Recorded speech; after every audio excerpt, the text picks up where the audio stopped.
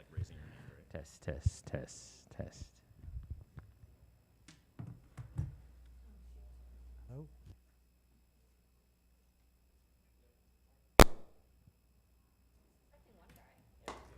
You know, Laura, I can run get things.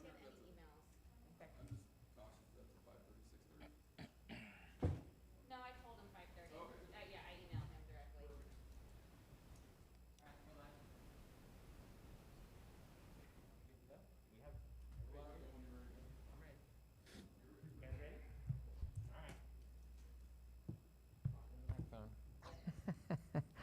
All right, everybody, welcome to the July 14th meeting of the Shasta Union High School District Board meeting.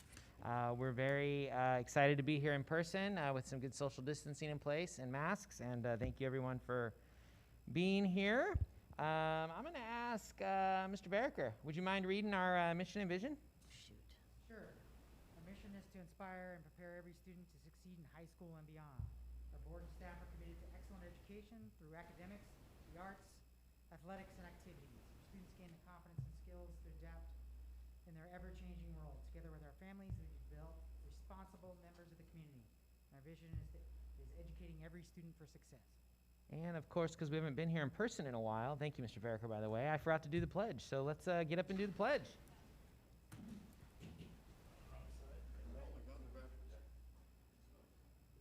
All right, join me, please. I pledge allegiance to the flag of the United States of America and to the republic for which it stands, One nation, under God, indivisible, with liberty and justice for all.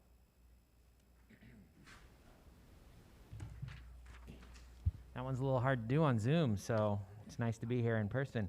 I don't think we have any pink cards for public comment. If there's anybody in the public that would like to comment. Not that I'm aware of, but I didn't know if Ms. Levens had got any emails. Okay, great. Thank you. And we're going to move right along to the approval of the agenda. There are two adjustments that I have. Let's see here. The first one is we're going to move 8.1E to 8.1A. Correct. Or 8.1.5. Oh, no, I'm just kidding. Yeah. And then we're also going to move... We wanted a table. Table, there you go. Let me make sure I get the right item. That would be 8.2G. We'll table 8.2G, please. Great. All right. We are tabling 8.2G, which is the bid for Shasta High School Shop Modernization Building. And then we're moving the COVID-19 discussion 8.1E to the beginning of that section, 8.1A. Now it'll just be if I can keep that straight when we get there. No problem. All righty, so I'll entertain a motion for approval of the agenda with those adjustments. I'll move to approve. Great, we have a motion. Do we have a second? Second? Great, we have a motion by Greg, a second by Ron. All those in favor say aye. Aye? Aye. Any opposed? And any abstentions? No? All right, moves forward unanimously. We have a consent agenda tonight, and I'll entertain a motion for the consent agenda. Great, do I have a second? I'll second. All right, motion by Jamie, second by Greg. All those in favor, please signify by saying aye. Aye. And any opposed? Any abstentions? Great, we're moving right along here. Okay, going to Section 7, our Shasta Secondary Education Association, Mr. Gary Conley. Nice to see you in person. Thank you. Good to be here. I'm going to peel this so I can speak real briefly. Thank you this evening for allowing us to both live stream and come live and in person to this meeting. Very important. As we move forward during these strange and unique times, I want to thank our leadership of Jim Cloney and his staff for allowing our membership to be forefront and part of these discussions that are so very important. Earlier today, I had sent to the board a copy of a letter from state level CTA, and the focus was just on opening safe. We know our state is wide, very large and varied, in what it offers and what's going on around the state. We are chomping at the bit to see our kids this is what we do. But we want to do it safely, and we want to support staff. And so we have been working with Jim. I think I've probably been on more meetings with Jim in the last 3 months than maybe 5 years. So I don't know if that's a good or bad thing, but it's been very good and positive as far as us communicating. And we know that our Vice President, Sean Ferguson, has been linked in at the state level, so he's keeping us abreast of what's going on. He's involved in a conference remotely right now over the next several days, so speaking to those high-level executives from CTA as a member of that voting body. So we look forward to continuing to support our efforts and come back to see our kids, get back to the classrooms in a very safe manner, and we are always here to help and support. And we know that people will have questions, and we are on board as far as engaging with our membership and helping to solve those problems to reach our goal, and that is do the best we can to serve our kids and our families. Thank you. Thanks, Gary. And just speaking as a parent who has a kid in high school and other kids, they're excited to see you too. Really, they are in person. Okay, moving right along. ESPA, is anybody here from ESPA that's going to speak? I don't think so. I don't see Ron. Ron Minch is not here this evening. All right, and then I don't see Dave Martin from CSEA. All right, and over to you, Jim, Superintendent. That's you. All righty. Well, as Mr. Connolly obviously shared, we've been knee-deep literally in the planning and preparing for next year. I'm going to talk about that in a moment. But since we haven't met publicly, did want to commend the principals. We usually get the principals the July meeting off, but I do want to commend them on successful graduation ceremonies in June. Obviously, those were far from what we would consider traditional, but they did a really nice job honoring those kids. I got a lot of positive comments from parents and kids who felt that all staff, certainly not just the administrators, but all staff, our teachers, our classified personnel, really went above and beyond to do the best they could to make it memorable, and not memorable only because it was during the COVID-19 shutdown, but memorable because it was a good time and they felt really honored. So I just wanted to commend them publicly for that. Other than that, I'll save my comments for a few. You've got plenty of agenda items, right? Yes. Great. Thanks, Jim. And board members, it's nice to see you all in person as well. So if we have some sharing, we'll go around. Jamie Veriker, hello. No report for you. Okay, sir. Greg Hart, over to you. Hello, everyone. Not much to report. I did have the opportunity this last week to be a guest on the Grant School Board meeting as they were considering their reopening plans. So along those lines, I was a guest not as a board member, but as a physician. And again, just as a sounding board, really. In that process, I had spent some time doing some extra research on how COVID relates to school reopening. So interesting deep dive on some of that recent literature as well. And I'm encouraged with the current plan. And so I know tough decisions going forward, but I think everybody's looking at this and taking all the appropriate precautionary steps and using all the available resources. And again, I'd be happy to serve as a sounding board from a medical standpoint as needed. So Great. Thanks, Greg. Ron Zufall? No report tonight. Thank you. No report to you. Connie? No report? All right, and I don't have a report either. All right, we're going to move down to our business under administration. We've moved up to the very beginning there, the number E, which is the superintendent will discuss the COVID-19 effects on the district. I'm going to share this with the public on screen. Zoom need a hard copy to go along, so I don't have to look over your shoulders. Oh, yeah, that's fine. Cool. Thank you.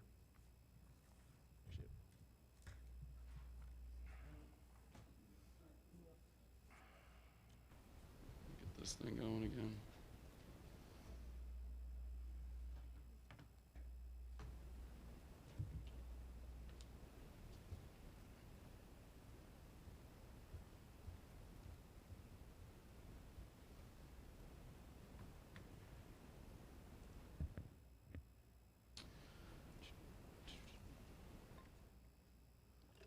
All right, hopefully that is pretty visible.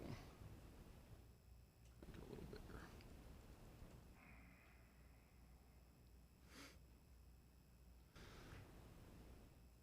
Okay. And actually, I got to.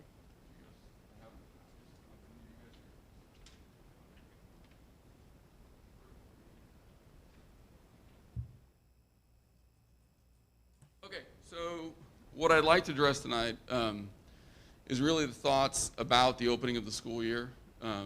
What we've put together, and this is certainly not just myself, but obviously David, Mylan, Jason, our site administrative team, as Gary had referenced, we've been working with our labor partners and SSEA and ESP, and honestly our district department chairs. So we've had some meetings of up to 25 to 27 people to give their input about what plans can look like for when we start school in August.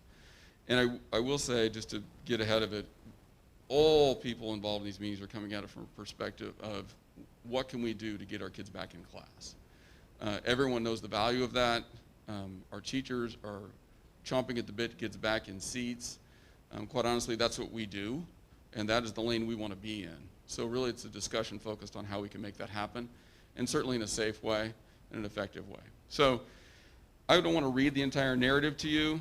This is a document that certainly is draft, meaning it's fluid, and I would expect there'll be changes certainly between now and August 12th. Maybe those will come from discussion tonight, quite honestly.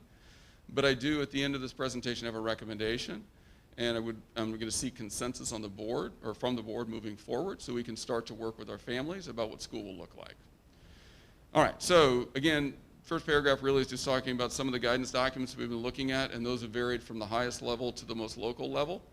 Most recently, we received a document last week from the Regional Association of Northern California Health Professionals, Public Health Officers. We thought that was very helpful and very clearly stated, and we used a lot of that guidance in developing our final plans here.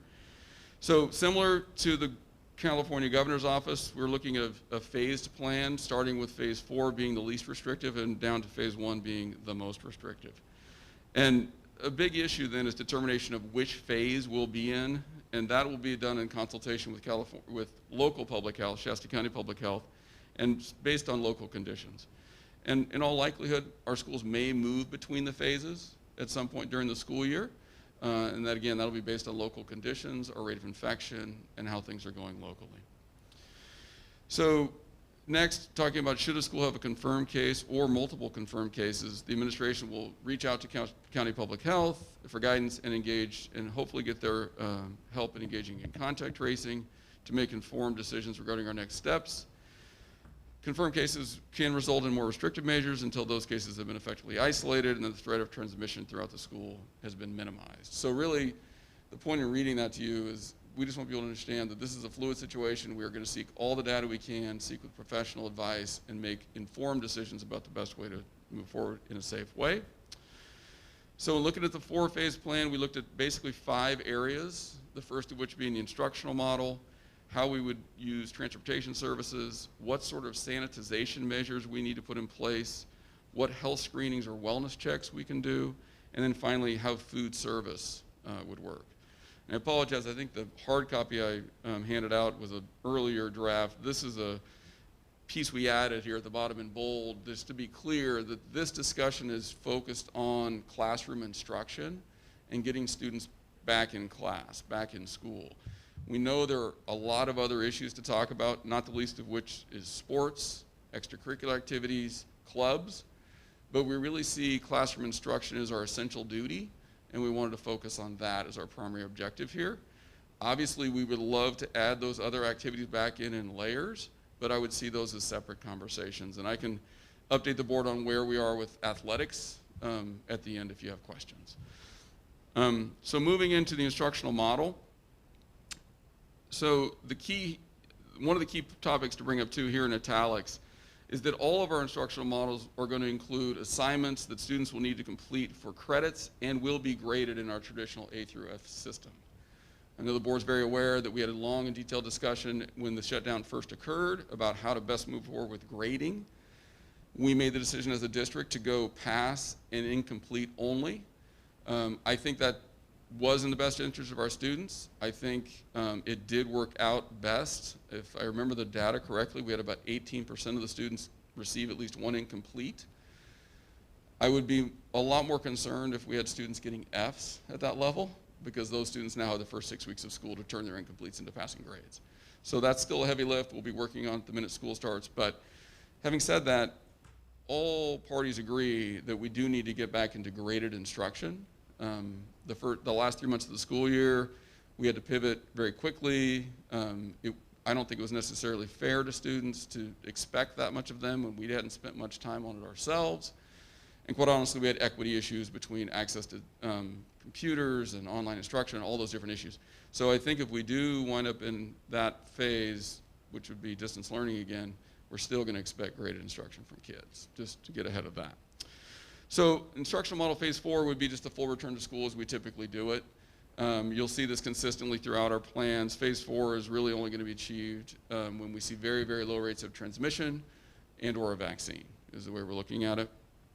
Phase 3, however, as I scroll down, so this does involve a return to school for all students. So this would be all kids, every day, 5 days per week, and we would anticipate offering a typical 6-period schedule, and students would move throughout the day.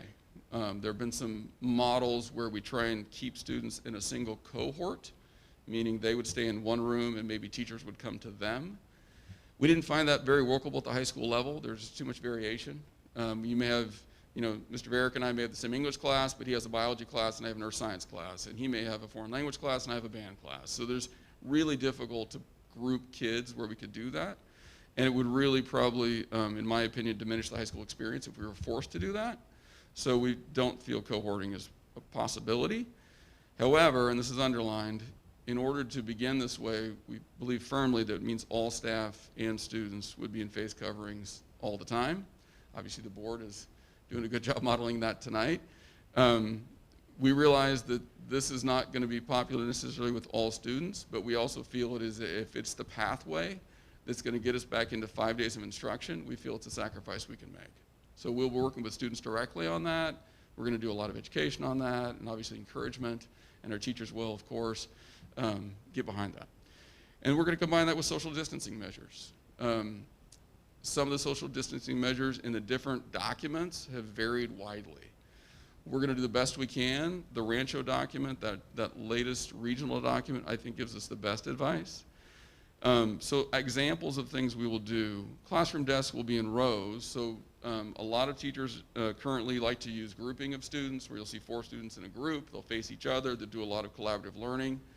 We feel for social distancing purposes, that's not going to be a good option. We're going to have students in rows, and then we will maximize the space between those rows and between those students.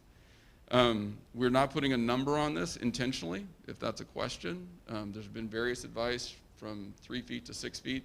I think we're going to approach it and maximize as best we can. We'll address class sizes that we feel are workable and safe. So we didn't want to put a specific number on that. However, teachers will work on making sure that they're spaced 6 feet from students at all times. This is a consistent piece of advice in all the guidance we've read, is to make sure adults and the student body are 6 feet as best we can.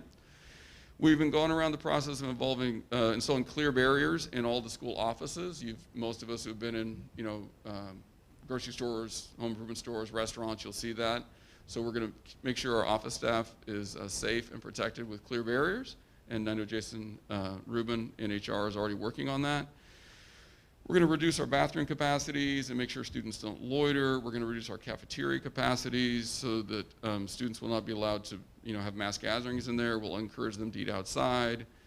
At this point, we're saying locker rooms will not be in use. We would foresee students involved in no dress out PE. I've already been engaged in discussions with our PE department chair, and she's presented a lot of information about ways they can modify that may allow locker room use. So that's probably a good example of a fluid piece of the plan that we may be able to modify between now and when school begins and allow students to still use locker rooms. So that's to be determined. But again, students won't be allowed to congregate in close groups. We're going to really discourage personal contact, so hugging, high-fiving, shaking of hands, all those things will be discouraged. And then not sharing personal belongings. And then just at the adult level, we will discontinue in-person staff meetings. We've been doing those via Zoom with success, and we will not have any meetings larger than 10 persons.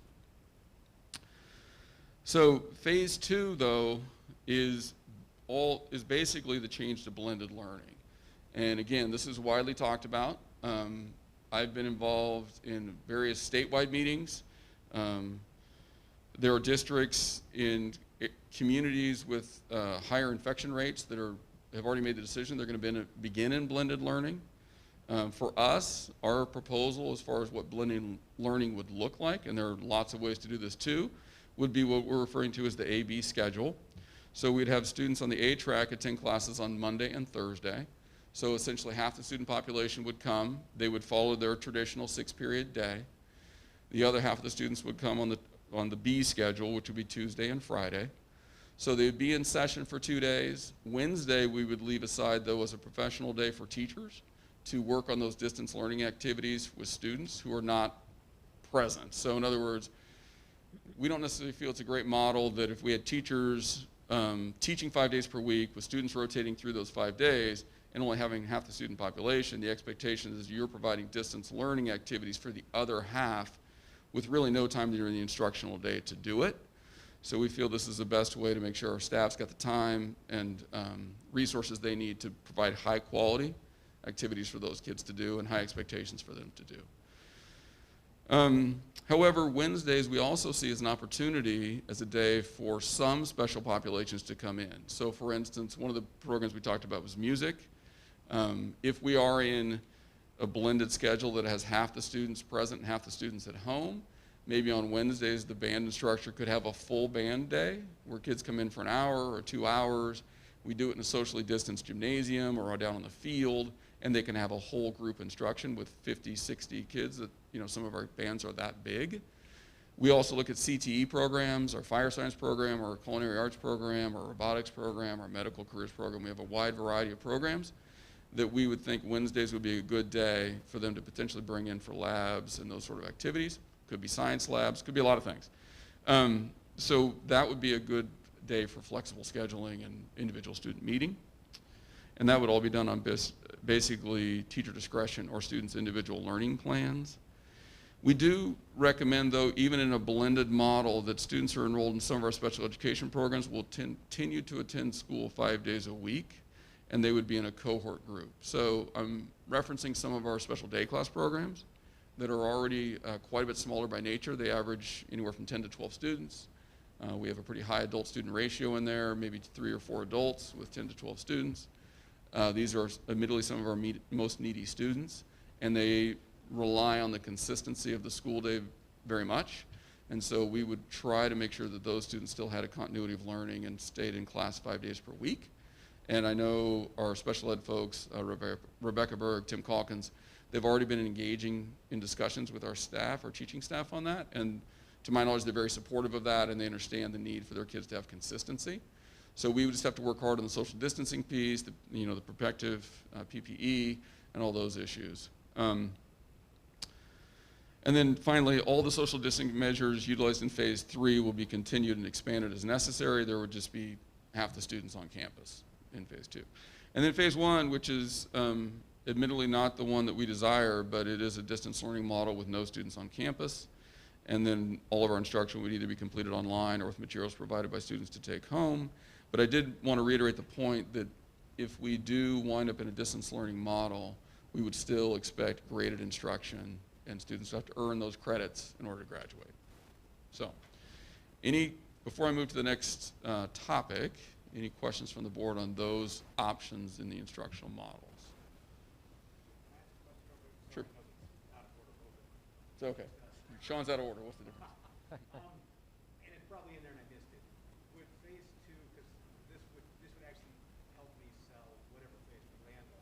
Right. Among the membership, would phase 2 be masks or no? Phase 2 would be masks. I apologize.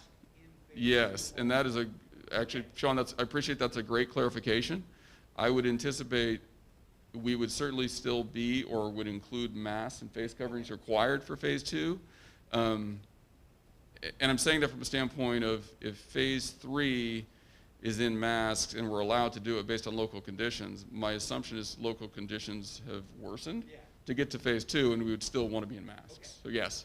So thank you for that clarification. So if the board got that we would definitely expect in phase 2 that we would continue face coverings for all. Jim, what about students that maybe aren't special day class, or maybe we don't have any students like this, but maybe have an aide and are kind of like general ed, but with an aide? What happens with those guys? I kind of think of those guys sometimes in the intermediary, right? Right, it depends. I mean, the nice thing about phase 2 is we do have flexibility of we will have classes running 4 days per week.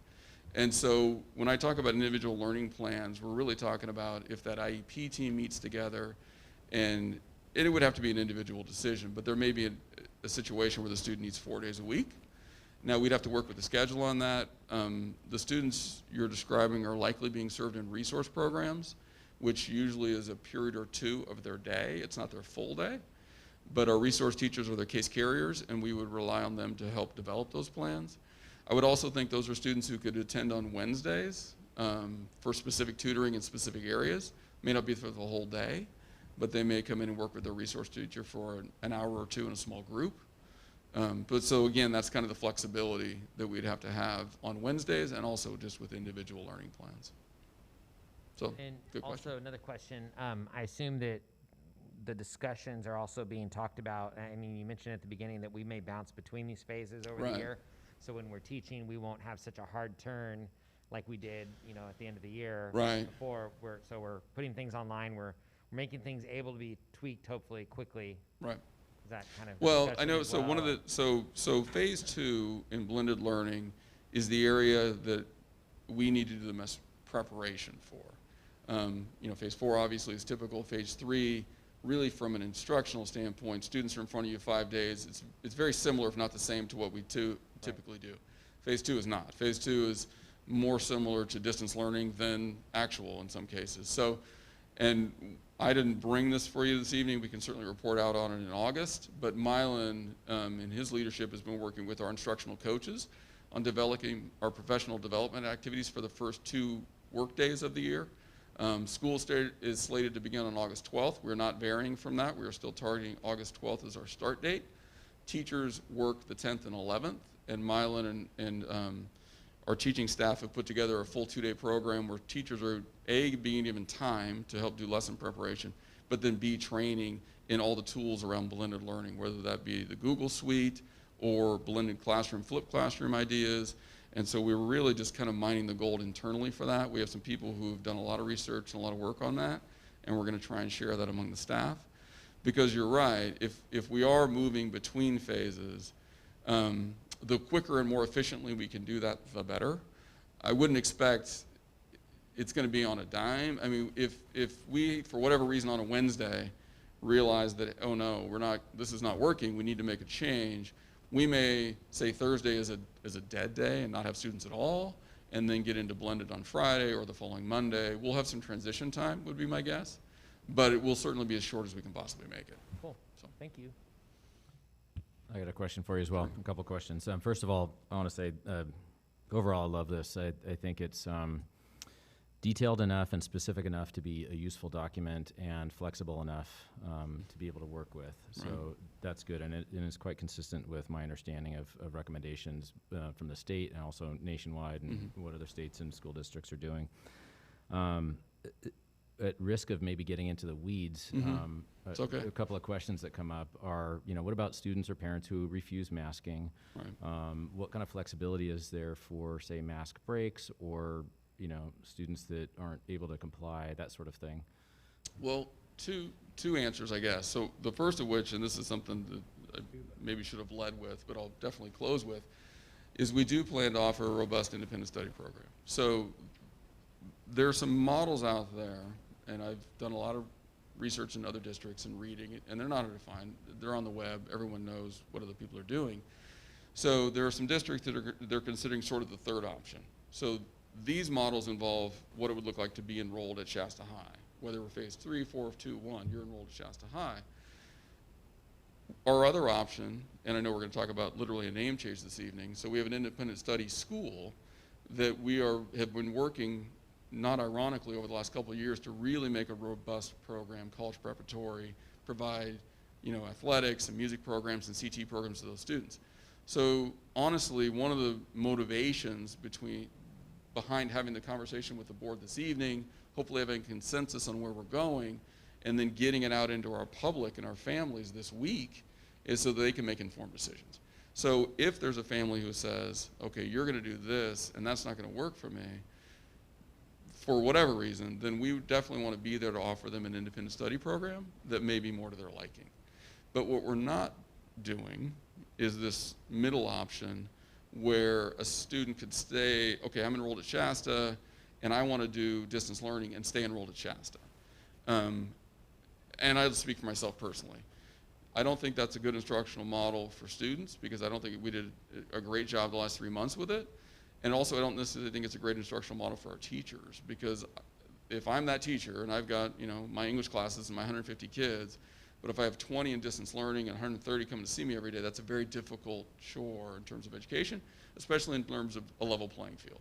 So we would not anticipate offering that option. So from a model standpoint, it's going to be hopefully whatever we're offering at the comprehensive site, or we will offer a robust independent study program for those kids. With respect to your other question on the mask issue, I think a lot of that falls into my to be determined discussion. We know that there are going to be students with medical issues that prevent constant wearing of a mask. I think we're going to work with those kids. What's going to be difficult, the most difficult, are people who feel they just don't want to do it. And honestly, and I hope I'm not being flippant, you know, we've had a no hat rule in the district for 20 years and we've just not allowed hats. And if we have a mask rule, then we're going to try and have to be the same way. It's just we have to have masks. And I will reiterate, I don't enjoy wearing a mask any more than anybody else, but I also feel that if the mask is what's going to get us to 5 days a week of instruction, then I'm all in. So I think we need to work with our students on that. I think we really need to take the opportunity to help them see that bigger picture. And yeah, it's discomfort, but I think the bigger goal is getting those 5 days a week of instruction, being in with your friends as best we can. So I do think it's going to boil down to individual discussions, and we're not going to make everybody happy, but we will do our best to get there. So, Thank you. any other, before I press on past the instructional model? This is the, I will tell you, this is the meat and potatoes of it for sure, but yeah. What about like a phase 3, you have more sections? What about class? Right, so one of the issues we're going to have to address in phase 3 is to get in and say, okay, if you row the students, you know, 3 feet apart minimum, we do the front to back as best we can, and we're going to determine a class size based on space. And then what Jason and I and the principals will do is look literally at individual classrooms for a maximum size, and then we'll backfill behind it. One of the nice things about the flexibility we have with our labor agreement is we can offer what we refer to as 6-period assignments. So we may say, you know, Mr. Veriker, you've got 5 periods of math, but if you'll teach a 6th class, we can bring class sizes down to a more manageable level, and that's an investment we're gonna have to consider making. It's not inexpensive, but I do think it's one of those balancing acts of how we're gonna get to 5 days of instruction and make sure our classes are socially distanced. And again, I'm avoiding a specific number because it's gonna vary a little bit. It may not be perfect. If we're shooting for 3 feet and we get to 2 feet 10 inches, can we live with it? It's just gonna vary a little bit. But I think that will be probably the quickest path to that goal is adding some sections in. I mean, it could boil down to adding staff, but adding staff is much more difficult because then we have to post positions and all those things. But we can work with our existing staff to add sections pretty quickly. But class size is going to be a big issue, for sure. So just another thought on this, and I know I think I've talked to the board about this via email, maybe mentioned it at last meetings, but we are working also with our partner districts, the districts that feed 9th graders into our program, meeting throughout the spring and into the summer with our Grant Elementary District, Reading Elementary District, Enterprise Elementary District. The board's aware, but we have a dozen districts that send us 9th graders. So being in alignment with them is an important issue for me. We know that families are going to like a consistent program. If we have to slip into a blended, or we are in blended, we want to be as aligned as we can. Reading Elementary, we had a discussion today about if they're going to do a 4-1, 4 days of instruction, 1 day of non-instruction, would that be the same? Could we line that day up so that kids are either home together or not home together? We know older siblings watch younger siblings. A key component of education getting back in, let's be honest, is the economy. and getting parents back to work and getting their kids back in school. So we'll try and do that aligned as best we can with our partner districts. Okay. Question? Okay. Well, catch me whenever. Okay. So I'm going to press on to some other topics real quick. Pardon me as I scroll through a little bit. So transportation. And again, phase 4, this is basically full return to typical transportation, special events, home to school, all those things. And again, same thing, very low rate of transmission or a vaccine. So in phase 3, though, again, we've seen all kinds of guidance on this. At the end of the day, we're able to provide homeschool transportation in phase 3. We're able to do 2 students per seat, but that is dependent upon masks for all riders. And also we'll do 6 feet of distancing from the driver.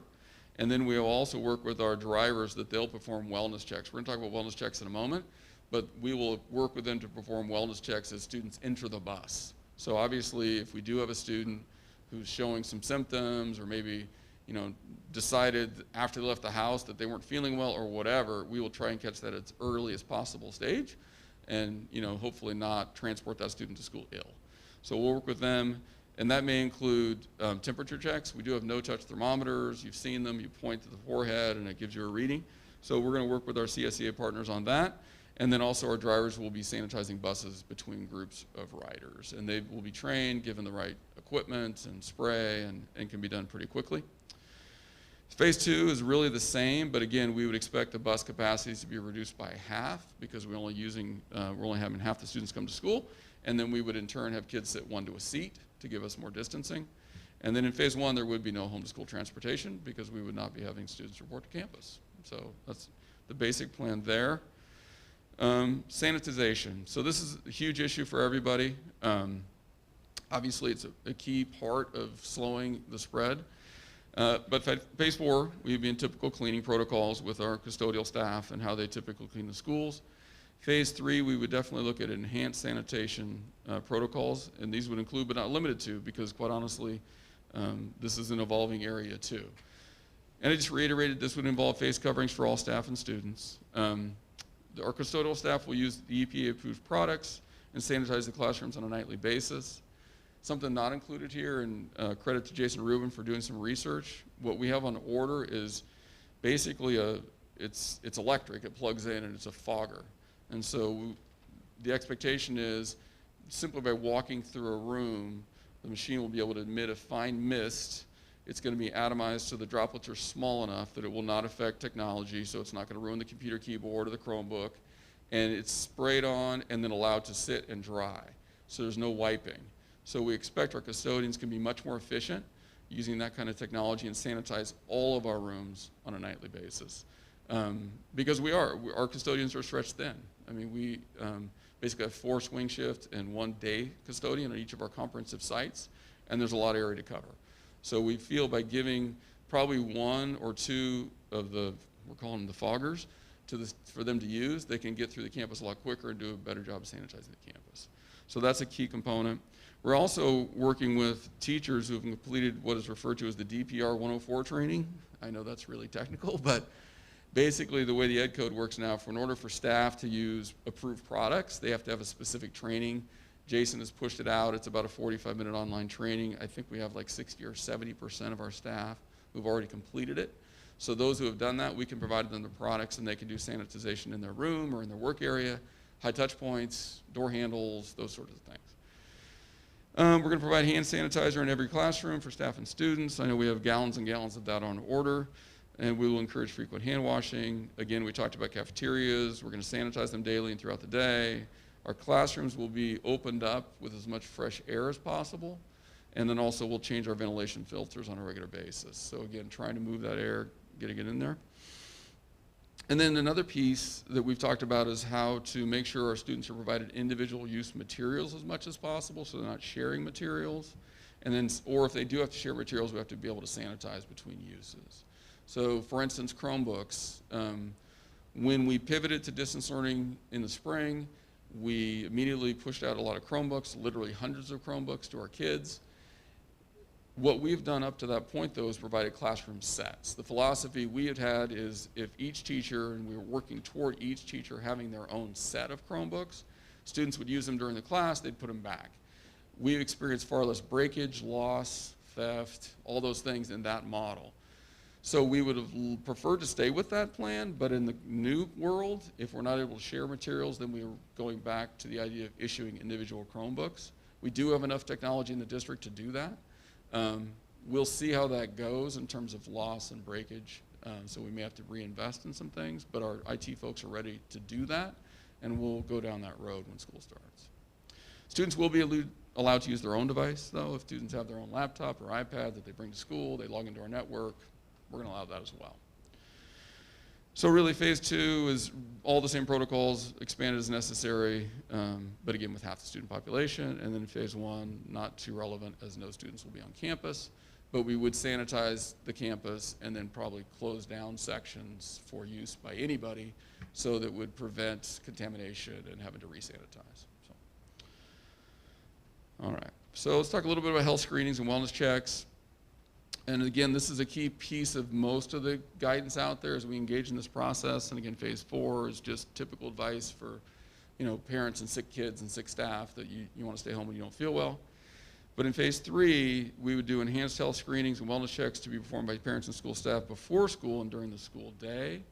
And of course, we would encourage staff to assess their own health and self-isolate if they are displaying symptoms or feeling ill. So basically, some examples of screenings and wellness checks would include, but not necessarily limited to, again, parents to assess their own kids' health before the school day, keep them home if they're not well, and then staff doing frequent wellness checks with students and addressing the following symptoms. I've come to learn there's even more symptoms than these. There's some gastrointestinal systems that we probably need to be, or symptoms we need to worry about, but this is, again, an example of a list, not a comprehensive list. But then this is a key piece, that if students or staff are determined during the school day have symptoms, we would isolate them as soon as possible, and if applicable, if it's a student, obviously we would contact parents and have them removed. And then we would contact Shasta County Public Health regarding any contact tracing and isolation measures that they would advise us. So this, we've talked to each of the principals about their campus and where we can potentially set aside either classroom space or office space, conference room, whatever works as an isolation area. We don't necessarily want to send these kids to the health office, because we have all kinds of kids coming through the health office on a regular basis that we may expose then to a student who's ill. So we're going to try and do our best to provide measures that isolate them away from the other students. But also we want to be sensitive to, this is not about shaming anybody or embarrassing anybody or those things. So we want to be very sensitive to how we do that. And maintain confidentiality as best we can. So that'll be an evolving issue. We're going to certainly have to talk to our staff about that and how we want to treat students who we may think are ill, but also deal with it quickly and efficiently. Again, phase 2, same measures, half the students, and then phase 1, kids will not be on campus. I think final area, just to wrap this up for now, and then happy to field questions and have discussion. Phase 4, so food service. This is a big part of our day, of course, feeding the students. In phase 4, we would just have typical breakfast, brunch, and lunch. In phase 3, we would anticipate still serving all 3 meals on campus during each day, but then really focusing on social distancing. We would, space kids out in line. We're waiting for food. We would install all the clear barriers we can to protect the staff and the students when the food is being served. Our cafeteria capacities will be reduced by half at least, and student seating will be spaced. And then also serving meals outside at kiosks as best we can. This is something we already do, but we would ramp up the effort. And then, of course, asking the students to promote social distancing and limit the grouping by sitting around the campus to eat lunch and outside. And finally, phase 2, same thing, just less students. And then if we do have to go to phase 1 distance learning, and the board's aware of this, we would continue to serve meals, much like we've done for the last 5 months, 4 months, I'm not sure how many months it's been, but we would continue to provide meals in the community and on the campuses for our students on a regular basis. Okay, so that's the end of that document. Sorry, there's a lot of wordage there. So, questions before I make a few other comments? No. Jamie. Jamie. I don't know what can be done for parents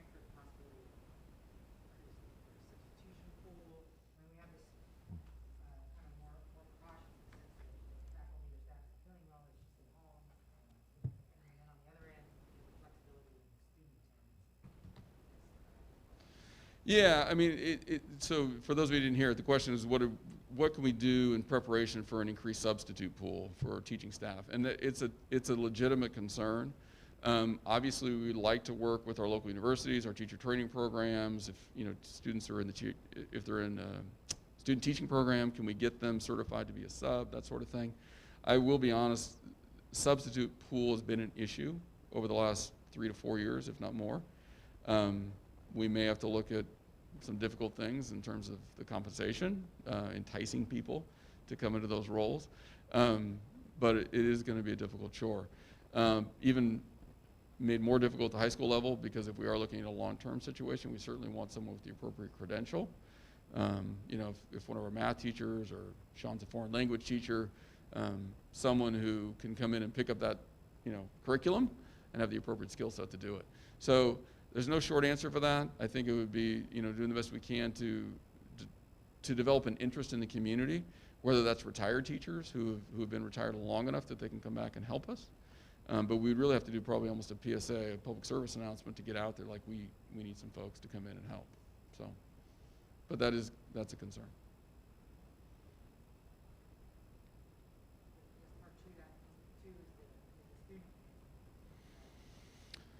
Yeah, well, students and their attendance. There's a lot of layers to that too. Obviously, from an educational standpoint, kids don't learn as well when they're not in school. I mean, I think that's just a general statement. There have been times from a funding standpoint, our attendance is an issue. That's not the case currently. The legislature has taken some steps to hold us harmless against any dramatic dips in attendance.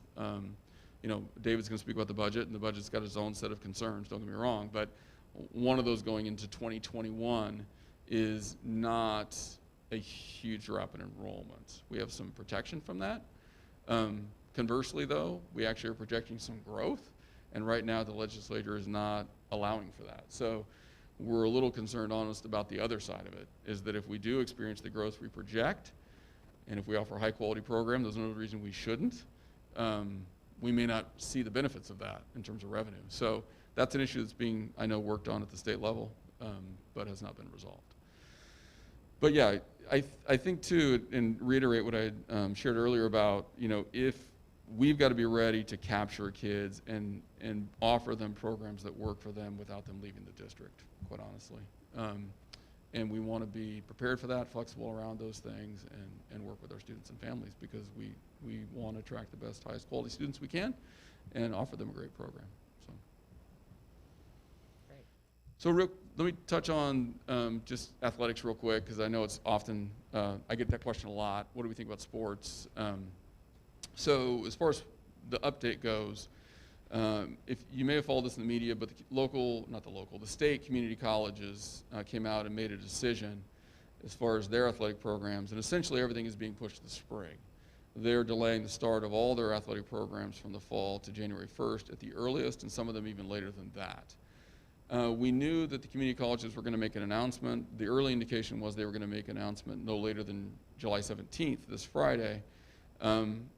But for whatever reason, they came out sooner than that and went ahead and made that announcement late last week. I happen to be part of the Northern Section Executive Committee, and the Northern Section is our section for athletic governance.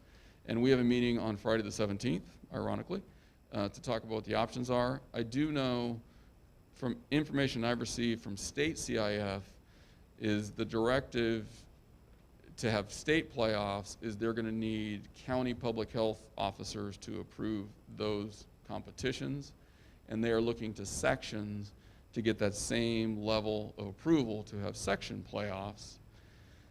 Our section actually encompasses about 8 counties, so that will not be an easy chore. So while I started comments with we're really looking at our essential functions now in terms of classroom instruction and getting kids back in seats, the extracurriculars are very important. I'm hopeful that we can make a good decision as a section and allow some form of competition, even if it's delayed. But I will know more about that Friday or the following Monday. So we'll certainly let the board know when we have some guidance on that. Our league has been very cooperative our league is the EAL. It consists of the 2 Chico schools, Pleasant Valley and Chico, Red Bluff, and then our 3 comprehensive enterprise Foothill and Shasta. The superintendents have met regularly. We've talked about options. The board's aware we've been able to get our kids into summer conditioning programs. That actually expires on the 24th of July. And then the question will be, can we schedule competition and what's that going to look like? So we'll find out shortly, hopefully. So, and happy to take other questions or maybe jump into where I see us based on current local conditions, and have talked to our staff a lot about this. My recommendation is we start in phase 3, that if we're able to bring students back, and again, dependent upon heavily, depending on face coverings and social distancing, that would be my recommendation. Ironically, I think our next board meeting is the night before school starts, August 11th, and we are starting school on August 12th. Caveat being, that could change, but I will say this, and I'm interested to hear Greg's response to this comment, because I don't know, because I'm not a doctor and I do not even play one on TV, but as I look at our data locally, and certainly we've had growth. I mean, and this is a number that my wife, who remembers numbers really, really well, threw at me the other day. Her birthday was June 6th, and on June 6th we had 42 cases in the county, and now we have over 200, and it's been 6 weeks or so. So that has been growth, no doubt about it. I'm encouraged by, and again, I'm really looking to Greg for support on this, the hospitalization rate, though, relatively low, and the mortality rate, relatively low.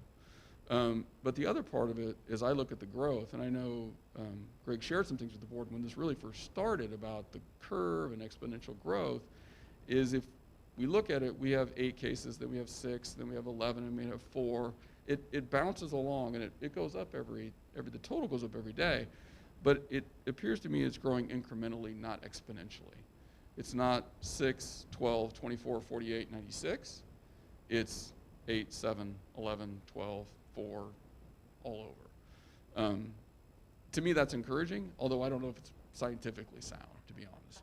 So I would encourage your comment on that. Since you asked. Yeah. Sure, it is encouraging. Okay. I mean, the increase in cases, the majority of them are going to be healthier people because of community testing availability. Right. So whereas initially the only people who ever got tested were those who were hospitalized or fairly ill, even in the hospital, if patients weren't requiring significant interventions, we didn't have the capability to test them. So we would just make presumptive diagnoses and have them home quarantine. Mm-hmm. So as testing availability goes up, then you're going to see a lot more cases, and that means your denominator is larger, and we're seeing healthier people, so they contribute to the numbers of overall cases. Mm-hmm. Agree with you. It doesn't seem like we're in any exponential growth. We're going to see clusters because they tend to be in outbreaks. So a family gathering or a church service or something like that, where there's a decent amount of spread, so we might see these cluster cases. We have the benefit of being geographically relatively isolated and a lot of outdoor activities and those sorts of things, which helps minimize transmission locally. So those are all factors that can't bank on them, but they're encouraging, like you said. And then, pertinent to school specifically, mm-hmm. is the relatively low risk for youth, for students. And I think, as you've probably read, with a lot of the guidance documents, a lot of the focus is really on protecting the adults, protecting staff, protecting volunteers, and it's mm-hmm. really adult-to-adult transmission that we're concerned about, even, probably 4 or 5-fold more than student-to-student transmission, or even student-to-staff transmission. So those are all encouraging, and those are some of the reasons why the various guideline groups and American Academy of Pediatrics, et cetera, have been in favor of pushing towards in-person school. So good. So also, Jim, we don't have that many cases. Right. Nobody's counting how many have healed. No, and I agree. Thank you for the clarification. That is a total. That is not currently active. Yeah. True. And I don't know off the top of my head, but I do know, Ron, you're 100% right that the original cases have recovered by now. I mean, so it's not an active number; it's a total number. So So, good.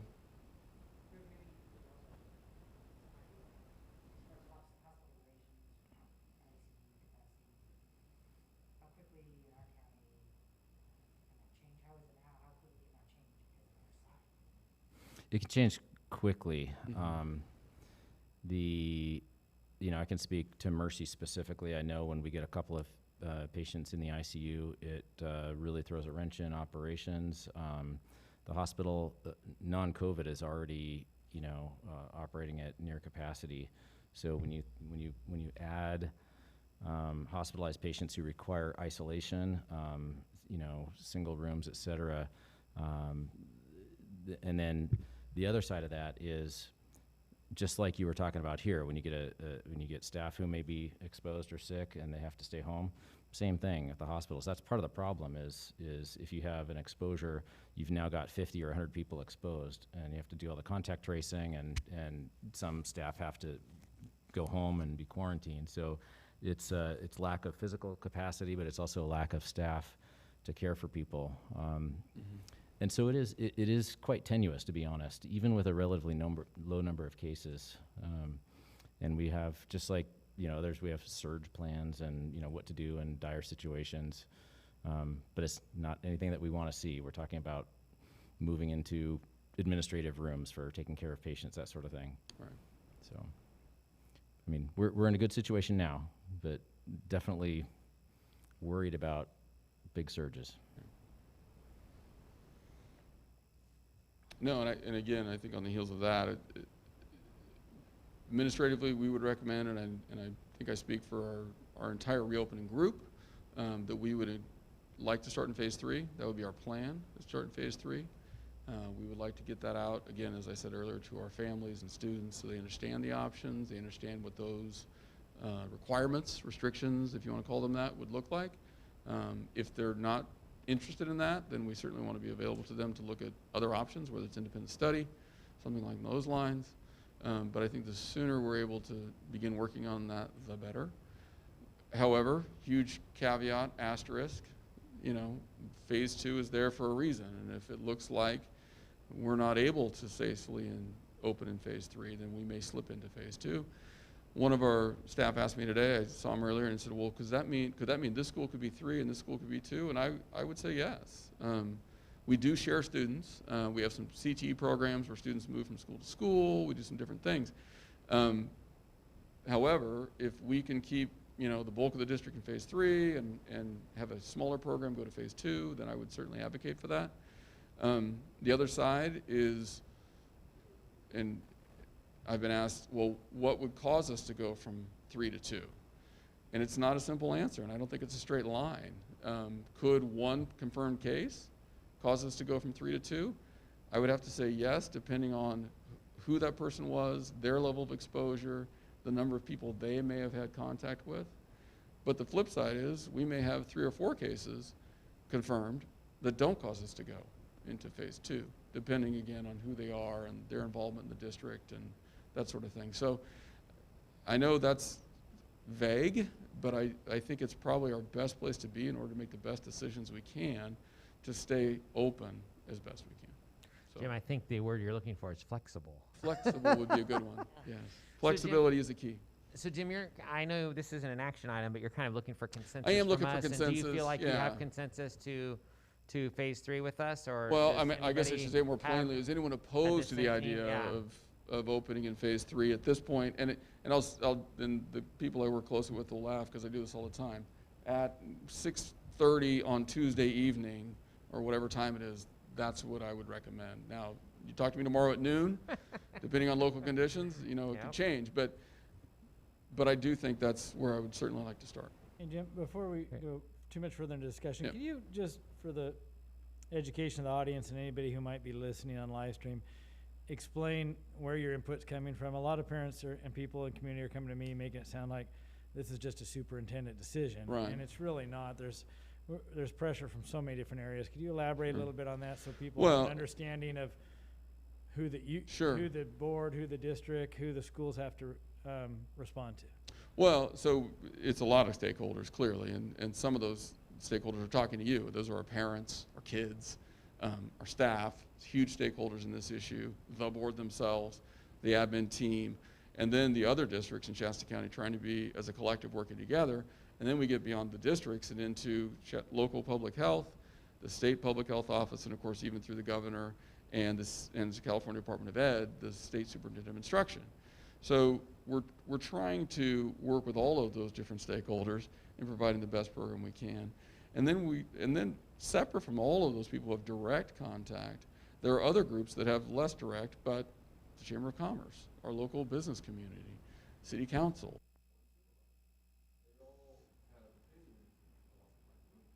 So they're all weighing in and giving feedback. So it is difficult to go through and try and determine what the best course of action is, but it's certainly not made in isolation.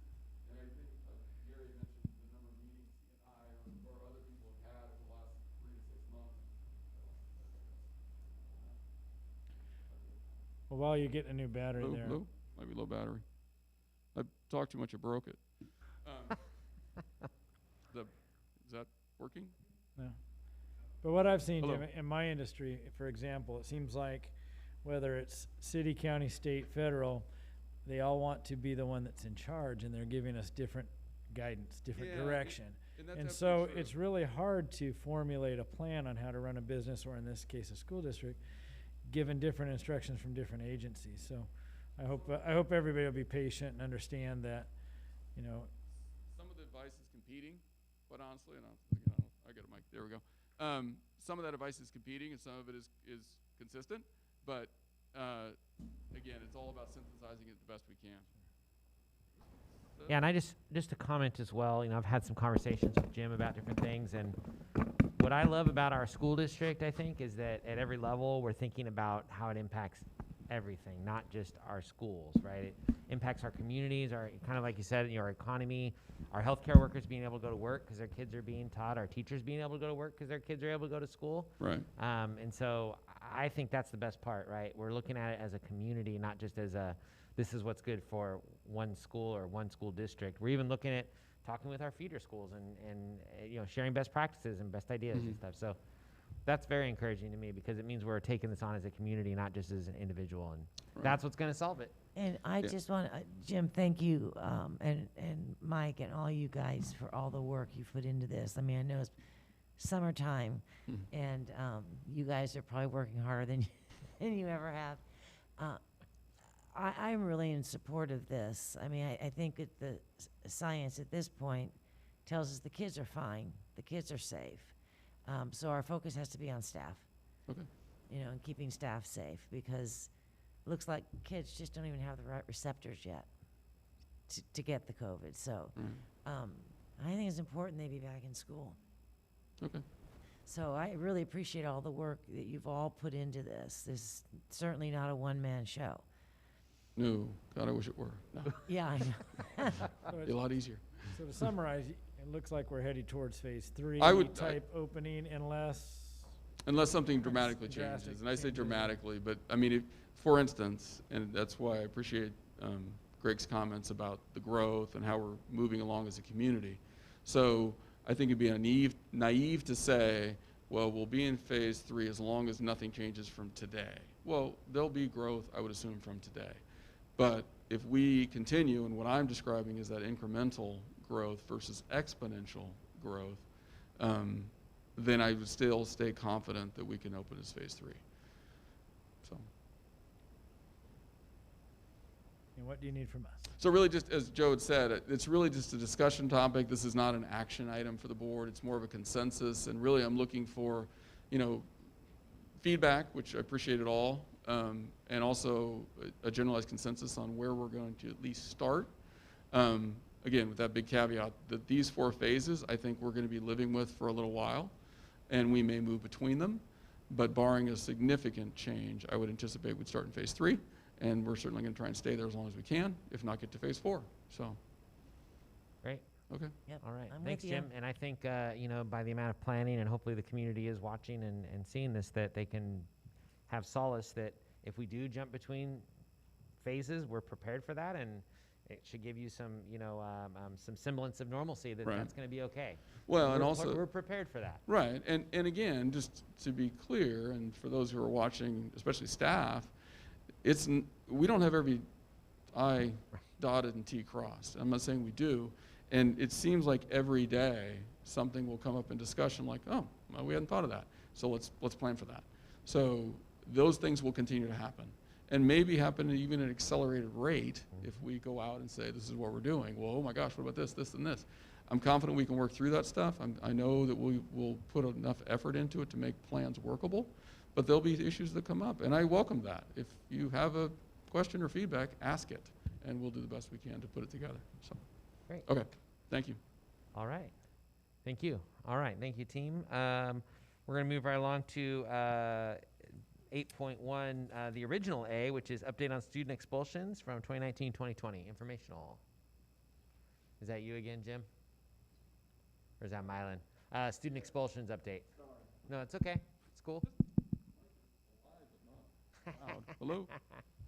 So this is an annual item. I guess I may have to go back and get that mic. I'm sorry. It's an annual item. We only actually have one.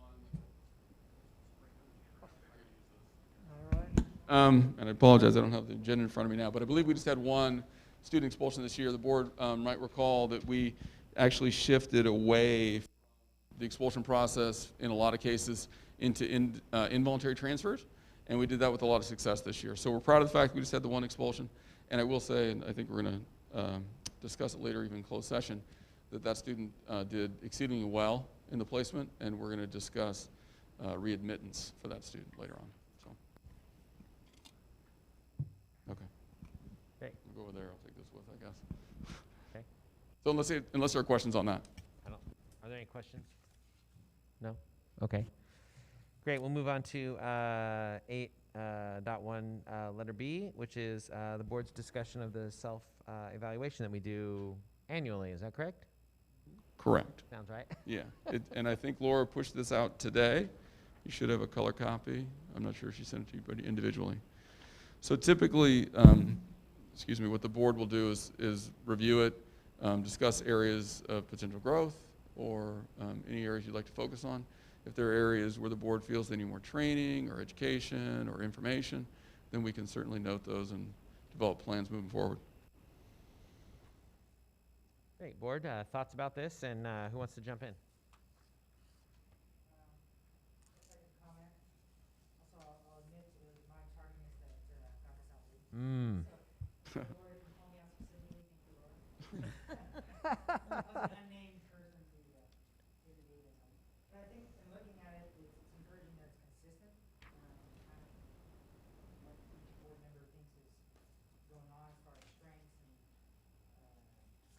areas of improvement. And I think it's all it's been noted on here, potentially as an area of improvement has to do with getting community input and providing community leadership from the board. Because I speak my own perspective, and I think maybe some of that derives from not being completely clear, from staying within our home or within our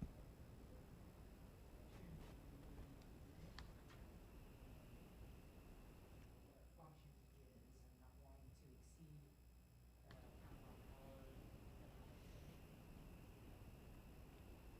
council power parameters. So maybe in a spring study session or training, Mm-hmm. talk about how we can improve on that without going the road. So that's not Well, and I think too, this is a template kind of, survey that we take, and in our county with 26 school districts or whatever it is, it's a lot.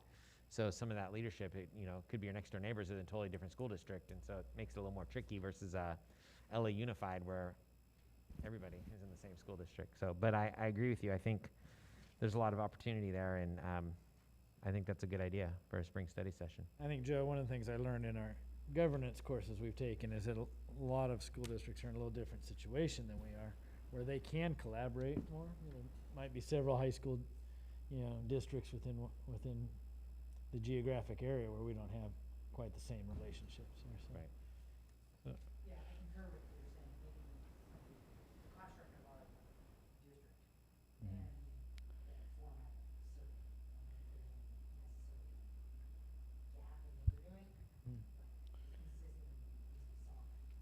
Yeah, I agree. So it was And- kind of hard to answer some of the questions based on, so it didn't quite fit but I concur with what you said as well. I think, But I don't think it's an unwillingness no, to help or, No, or, no, no, or an I avoid agree. or an avoidance, more of we a could get some, there's just not the opportunity. yeah. You know. Mhm. Yes, I agree. A useful activity. Great. All right, anything else? I thought I was the outlier on timing. Well, the other area that we showed a weakness is, or we perceive as a board a weakness, is monitoring district goals through measurables to establish success indicators.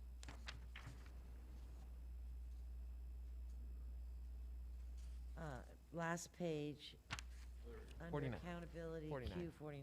Yeah.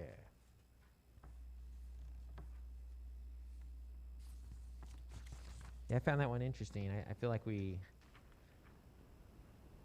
at least once a year, we're talking about success indicators, and maybe what we need to do is talk about them a little more often, right? The Well, and LCAP, Masters in Governance, really pushed that you can't have a goal if you don't have a measurable. So maybe we just need to be more conscious and when we set priorities that we then also, I think some of it is we all kind of know what it's going to look like if it's successful, but we don't put it in writing. Maybe we just need to be a little bit more disciplined about that. I think the fact that you're just bringing it up, Connie, and keeping that topic in mind when we're having meetings helps too. Because if we don't talk about it, we don't look at it, you can be skewed one way or another. So Yeah. I think it's good that you've brought that up in the past, and hopefully we'll continue to improve in that area. Jim? No, I was just going to comment, and I know this is something we have talked on briefly in the past, but really it is more frequent communication probably on our end as much as anything with growth throughout the year. I know we've had discussions about test scores, and the current testing system obviously is a little bit in disarray because of the shutdown, but doing our own internal measures so that we can show our internal growth versus a one-time assessment at the junior year, which is kind of how the state testing program has evolved. So I do think we can probably backfill a little better with better data to show the board where we're progressing, and then also where we're not, and then how we focus our effort on those things. Yeah. So I think that we can work on that through the governance calendar, probably more frequent reporting, things like that. Cool. Great. Anything else? All right. Hearing none, we'll move right along. 8, letter C. This is second review of our draft board policies and administrative regulations by CSBA. Jim, can you give us a quick overview on that one, just to So- refresh our memories? Sorry, yeah. So this is actually second reading. As the board may recall, we have a board liaison who goes through, and quarterly we get updates from CSBA. We honestly pay for the service, but they provide us updates throughout the year on different changes in the ed code to make sure our board policies are up to date and in compliance. Laura receives those. She divides them by topic area among myself, Mr. Woolard, Mr. Rube, and Mr. Flores. And so we read them and make suggestions, make choices based on options. And then currently Ron is doing a great job as the board liaison because he reads them all. So we read about a quarter, he reads 100%. And then meets with us as needed. We have discussion, questions, clarifications. And then we've successfully, over the last several years, been able to go through that process, bring them to the board for consideration. And usually there's a first and a second reading, or a first reading and the second reading is waived. It just depends on what the board would like to do. Sometimes the board has further discussion on each on some of them or none of them. It just depends. So last Yeah. meeting we did And, have our formal first reading and did go through So specifics. we did our first reading last time. Connie suggested we hold over for a second reading, and I've talked to her since that time, and I completely agree with her concerns and understandings. A lot of these policies are given to us by SVCA and by our administrators, and we conform to those because that's the way the current law in California is, or the other districts are doing. And for the most part, that's what most of the policies were last month. But there is one area which Connie says, sometimes you just got to stand up and say the emperor's naked and make a statement. You may not agree with it, but we don't have to necessarily approve that 5-0 just because that's what legal tells us to do, or that's what the other districts in the state are doing. So my apologies, Connie, for not bringing that maybe to the board's attention so that everybody would think about that a little more often. I know from the administration, what they've told me, you know, you're kind of pressed into a corner, but I'll let you take it from here. Why don't we discuss the policy that we have pulled from that batch, and the batch had quite a whole binder full of policies. So this is just one, so that's Yeah, nice. and I didn't have issues, well, maybe not huge issues with some of the other ones. And I understand that when it's state law, that the administration is going to follow the state law. But as a board member and representing the public, there are certain policies that I just can't do it anymore. So the one I'm most concerned about here is that being female and not having Title IX passed until I was a junior in high school. So I didn't have the athletic opportunities that young women have today, and that I think are incredibly important for women to develop the ability to use their body, control their body, learn about competition, winning, losing, the opportunities that were denied to previous generations.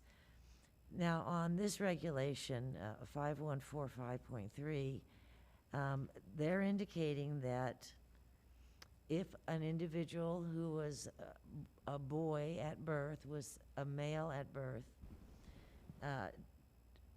decides that, I don't quite understand the whole thing, but believes himself to be a girl in high school, and that he'll be allowed to compete in girls' sports.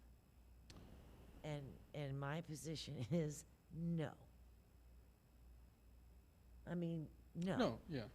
But I totally respect your opinion on that, Connie, but you know this, but we are bound by education code, and the education code does indicate that, as well as California Interscholastic Federation, CIF, has passed bylaws that allow for students to compete in the gender in which they identify. And that is, the policies we're suggesting or recommending approval on does reflect that. And the reason I'm asked that they be pulled out so I can vote no on it, is because that's just so patently unfair. I mean, there have been states where this has occurred, and a individual born male competed, became a girl, or a gender, however you say that without getting in trouble, and ran track and took state against. Women can't compete with men athletically. To the best of my knowledge, the Olympics still Says no. says there are two genders as far as Olympic competition. There was recently an athlete whose chromosomal pattern, Greg, correct me if I'm wrong, is XXY, right? And was able to compete in female athletics. But for the most part, it is not allowed at Olympic level, so why would it be allowed at collegiate Olympics or are high holding school level? firm. I'm not sure. Yeah. And, I know we live in a very progressive state, and that's all fine, but I have to sleep at night, and my mother was one of those women who fought for Title IX, and so this is like fourth generation fighting for women's rights, and then to go through all that and then lose them, because women aren't built the same as men, and it's not an even playing field. And ultimately, to me, where this goes up is you can only have non-gender sports, right? Anybody can play anything, which means girls are done. And I can't support that. Okay. So if we are to, obviously we need to pass some of these, and we need to vote on these, how we would, What I was going to propose doing is that we would pull one out. since we had a first reading last time, we'll go ahead and pull that from the rest of the policies. Okay. Ask for a motion approval of all policies, with the exception of this, vote on this separately. And then vote that If that's separately. Okay, acceptable to you as president. that's very acceptable, so I'll accept a motion if I have one. We're going to make a motion to approve the policies from the first reading, with the exception of policy number 5145, which we'll vote on independently. Well, we'll have, So Yeah. Or it'd be a separate motion. So the original motion would either exclude that policy, or you'd make a motion specifically on that policy. So Either my way. motion would be to approve the board policies and administrative regulations as submitted, with the exception of that policy 5145.3, which we'll pull from that packet and Great. make a second motion and discussion later. Great. My And- second. Okay. All those in favor? Aye. Aye? Okay. Any opposed? Okay. Any abstentions? No? Okay. Great. Real quick, kind of a logistical thing. If this 5145.3 was not to pass, what would happen? Nothing. Because we do Well, have to vote on them, so it's not it's true, mandated, but it is. My position would be, we would be in violation of ed code, Okay. so. Okay. And so I then, understand that. okay. But I just wasn't sure Yeah. logistically how that would work. I right? would 'Cause expect Jim you to, have to vote on these, so there Correct. is a yes or no answer on these. Absolutely. They're not just take and run Right. always, but yeah. there is issues because it touches more than just this one policy. It Sure. touches all these other policies. Yeah, Okay. and Connie served as liaison, Ron is currently liaison, and most, I wouldn't say most, a lot of the policies we do get from CSBA are considered mandated. This would be what I would consider mandated. Got it. And they're designed specifically to keep us in compliance with ed code. Okay. So it's not one that the administration made a choice on necessarily, but we do ask the board to approve mandated policies. Got it. And then the, the bigger question is, if they're mandated, why do we have to vote on them? Really just to get our board policies up to date and show that we have board approval on those. Probably to show because that we looked at policies them. are housed here It's individually. more of a, I guess, a philosophical question. Yeah, no, I understand. is, that's a yeah. good I question. understand that, yeah, Great. Because if they don't want our opinion, right. Right. Maybe it's really a Don't ask. checkpoint for them to say you actually looked at them.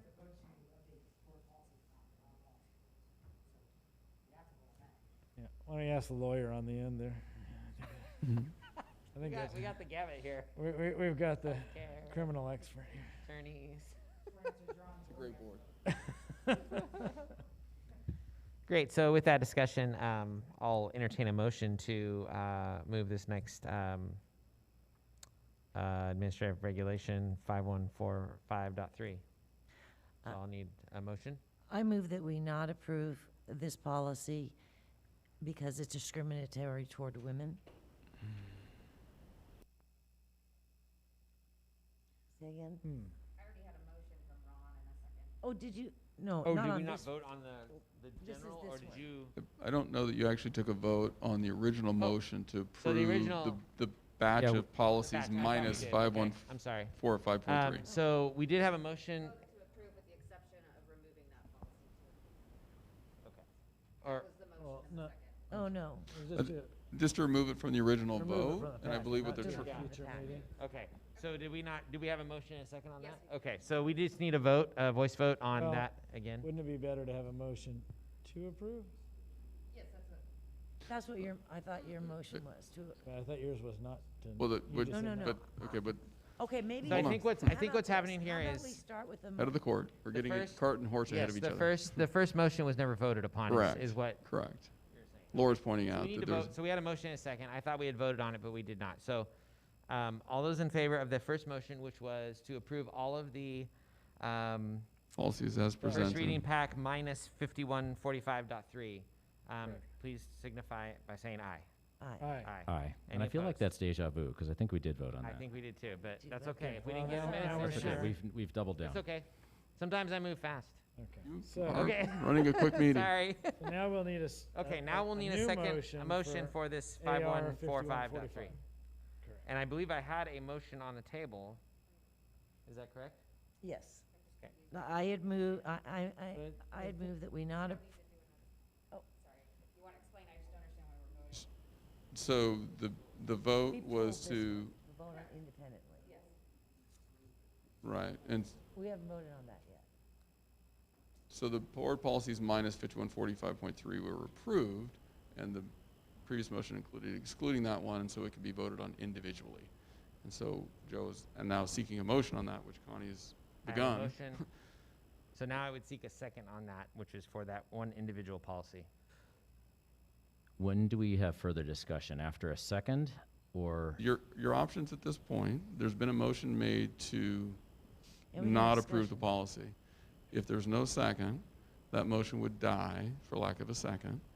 Then I assume President Joe would seek an alternate motion, and if that were to get a That's correct. second, then there'd be discussion. So you're correct, that the My discussion occurs after. understanding with Robert's rules, just the way the order goes, you don't make a motion not to approve. You make the motion to Or you approve, don't. and then it either dies for lack of a second or it gets voted down, but, Correct. right, That's correct? typical, the Because typical structure like- is it's like that, is a kinda- motion to approve the policy, and then if it is seconded and voted down, it would be so considered not I think, approved. Connie, I know what you mean, but I think it's misstated, Can you make the motion? just for Ron? Robert Rules. Well, I need to act on the motion on Still the floor, seeking though. a second for Connie's original Okay. motion. I can withdraw my motion. Okay, that's fine. There you go. You can withdraw. There we go. Withdrawn. So, your question, Joe, was, you need a motion to approve. What if Right. nobody makes a motion to approve it? Then it would also And die. it also dies. Oh, interesting. And just so the board's education, I guess, that's a bad term for the board's information. This is an update of an existing policy. This current policy exists, and it's been in the district since 2017, to my knowledge, or 2018. The update includes some verbiage in terms of pronouns, and further fleshing it out, but the bulk of this policy currently exists. Well, aren't the highlighted yellow, I assume that's new information, Correct. right? Right. So And I I- believe the blue was to draw attention to those specific issues. I don't know that that's necessarily new language. So to make, But the This yellow is- is new language or different. Correct. so Right. let's go ahead and I would like to make official and vote just for clarity. Okay, the motion is to accept AR 5145.3 as submitted. That is gonna Motion be, you're making? And that would Motion. require a second. and as long as we have a second, then we can Right. discuss or vote. So Correct. Ron is ge- Put it to bed. So you've given me a motion, correct? Ron has To given me a approve as motion to submitted. accept. I will need a second to move it forward. Okay, I have a motion and a second. Further I discussion. can Now, give is there further any other- discussion. any Yes. other discussion? I can give further discussion, I don't yes. support the regulation. I'm with you. So I guess I my do. discussion, my question comes in, as Jim mentioned, if we've had the existing policy for years, and this is simply grammatical updates to change pronouns, Which That's one most of thing. the policy updates are. right, Condition. that's one thing, and I certainly don't have a problem with that. I guess my question is, there's a large yellow section, for example, the top of page 2 in a box that's highlighted yellow. Just for clarification, Greg, the items in the boxes are not part of the policy. They're there as background and guidance. Explanatory, I see. Thank you for clarifying that. Okay, so if the Historic- boxes are just explanatory, Correct. then the only substantive change is pronouns and number 5, where there's a cross out.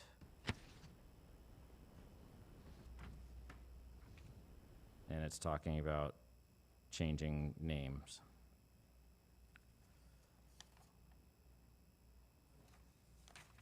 Jim So is the policy would stay on the So board. this is already our policy. So this is minus an those existing few policy, and at bits. this point, all we're approving is the, essentially Grammatical changes. changing to quote the student rather than his or Voting hers. against just changing these pronouns and this. Right, it's not removing the existing policy. how to change a name. But just, you guys weren't here. I voted against this initially. Okay, I'm just voting my conscience. Okay. sure. And initially, So, No, I don't. I Right. voted- Whether it's thank, approved so or now I not have a better approved understanding of the doesn't change that process part here of and the what policy. we're actually looking at, and, yeah, all you I'm saying is that, in good conscience, I'm voting no on this. So it has to be pulled from the other packet, which I'm voting yes on the rest. no, I understand that, but even if we vote no, the existing policy It's still in place. is still in It's still place. It's not wrong. like Yeah. we don't have some new motion to remove that from the existing No. policy, so, Correct. So Which is an idea, though. well, that's obviously another whole process that we have to Yeah, look at. well, it's not on the agenda, right? That I it's not mean, on the agenda. So, okay, thank So you is there for further- the further opportunity to discussion? discuss and clarify. Yes. I Only have thing a I better would understanding. More say in discussion? further discussion is that I agree with Connie. I think that is a disservice to half of our students to even have a policy like this. But in acknowledgement of our administrative team, I understand why we recommend that, and that we try to do that for legal reasons. So, Great. thank you though, Connie, for bringing that up and for people's discussion. That was a good one that we should all be aware of, even if we aren't voting to change the actual policy. Thanks. All right, I'll go ahead and if we're done with discussion, I'm going to move us forward to taking the vote. All those in favor say aye. Aye. Aye. Aye? All those opposed? No. Any abstentions? Okay, so 4 ayes, 1 no, 0 abstentions. The motion carries and moves forward. All right. Thank you. Thanks everybody for the discussion. It was a very good discussion. All right, we're going on to D, I think. Yes, D, 8D, which is the name change for North State Independence High School to Shasta Union High School District Collegiate Academy. So I alluded to this earlier in my presentation regarding our options moving into the next school year. It's coincidental that our need for a high-quality independent study program may be on the increase, considering that we've been working over the last couple of years and through Mylan's leadership and working directly with the staff there at what is currently called North State Independence High School to create a more robust college preparatory program with a lot more options. The board remembers not too long ago we asked you to vote on a multi-school waiver that will allow athletes to enroll in our independent study school and then also compete back at their home high school. We've worked with our performing arts programs to make sure that those kids can be afforded those programs as well as CTE. So part of that evolution and part of that change is to sort of rebrand the program. And so we're suggesting a name change.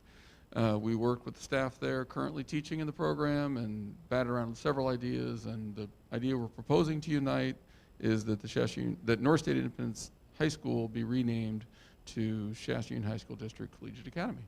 Yeah, I think what we really need to know is what is their mascot?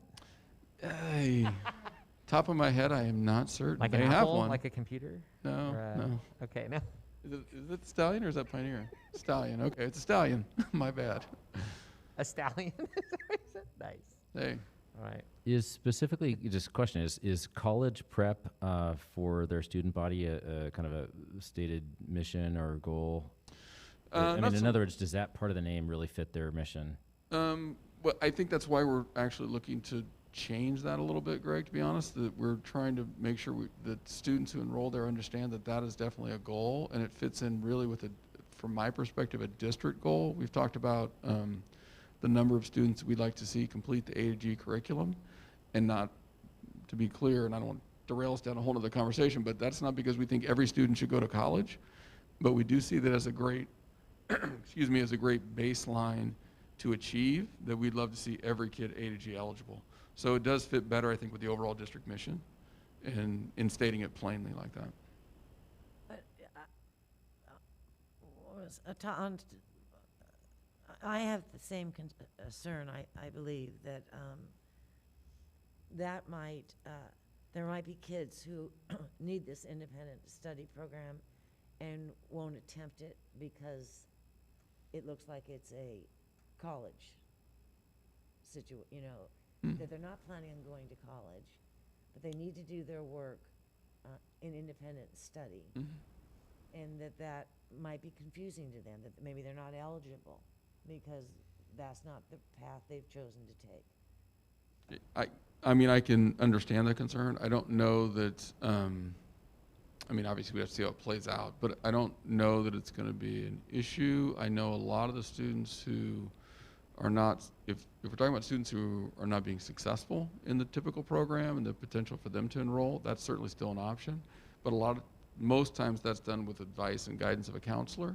And so they're going to understand that this program, in spite of the name, offers a whole variety of skill sets. And so students who may not consider themselves necessarily college prep are still we're still welcome their enrollment and we'll be able to serve them. So it's not narrowing the curriculum per se. I mean, they still have the wide variety. If anything, we're raising the top a little bit. So I think we can trust that our staff and our team, our governance team at the district level has really thought this through and kind of come through with this idea, and this is the recommendation. Yeah, I would Okay. certainly say so. And again, I want to reiterate, this is not a decision we made on the fly because of COVID or any of those things. This has actually been in the works for a couple of years. I think I referenced in the note, it was after the last accreditation visit that they got a lot of good feedback and how this, you know, to help push the program forward and just raise its quality. Jim, I understand what you're doing, and I support it. I mean, we really have a quality program, and changing the name, I think gives it more prestige. But I think I'd be more comfortable if it were a collegiate and career, so that those kids don't feel lesser than. I'm not saying it's that. Right. It's something to consider. Well, and honestly, and I'm not opposed to that suggestion because, as I said earlier, one of the components we want to make sure that our students and families understand is that you can enroll in this program and still participate in things like CTE and those other programs.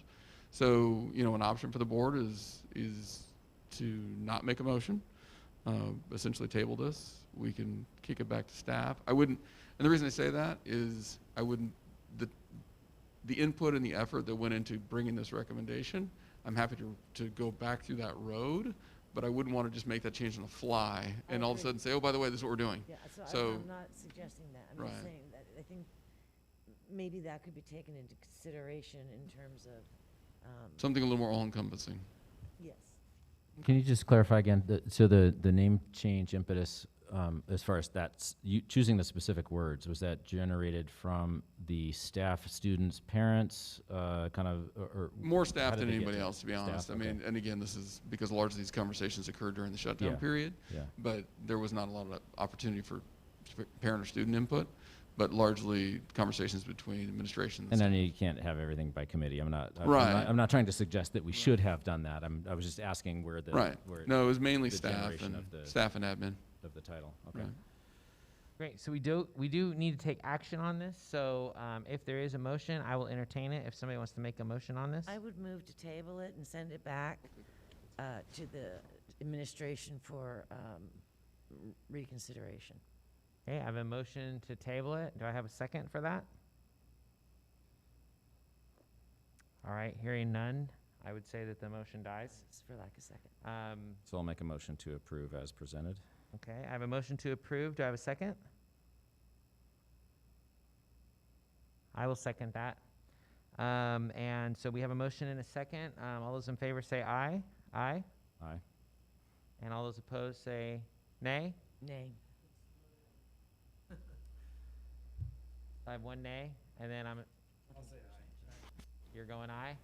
Don't want to lose. So I have three aye. One way or another. I have three aye, one nay, and Mr. Veriker, do I have an abstain, or do I have a? You have an aye? Okay. So I have 4 ayes and 1 nay, and 0 abstentions. The motion passes. Okay. Thank you. All righty. Letter F, 8. Letter F, we have to approve our chief business official's employment agreement. And I believe I need to read this.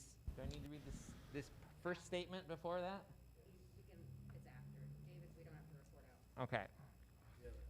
So David's does not need to be read, but the other 3 that we will do after this do need to be read, so we can, I'll entertain a motion to I move approve approval. David's. Great, do I have a second? Thank you, David, for the work you're doing. It's fantastic. Oh, somebody, huh? I'll second. Okay, great, for the love of the meeting. No, I'm just kidding. All right, we have a motion and a second for David. All those in favor say aye. Aye. Any opposed? Any abstentions? No? Okay, that one moves forward. The next 3 I need to read some specific statements, and I will read for all 3, and then we can take a motion after that. Senate Bill 1436 requires an oral summary of compensation to be approved for local agency executives prior to the approval ratification of the employment agreement. So the first one is Associate Superintendent of Human Resources, Jason Rubin. His base salary is $139,381 $6,969.12. His professional growth is $6,969.00. His health and wellness benefits is $13,804.15. The second one is Associate Superintendent of Instructional Services, Mylan Woolard. His base salary is $139,381.12. His professional growth is $38,508.36, and his health and wellness benefits are $13,804.15. And then finally, our superintendent, Jim Cloney, his base salary is $177,762.63. His professional growth is $40,551.96, and his health and wellness benefits are $13,804.15. All right, we have met the requirement for Senate Bill 1436, and now I will take a motion on all three, F through H.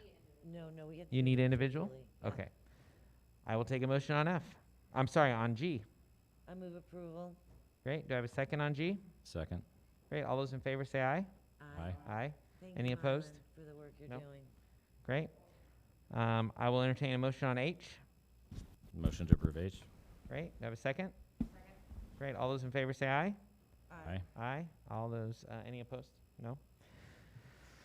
And I will entertain a motion on letter I.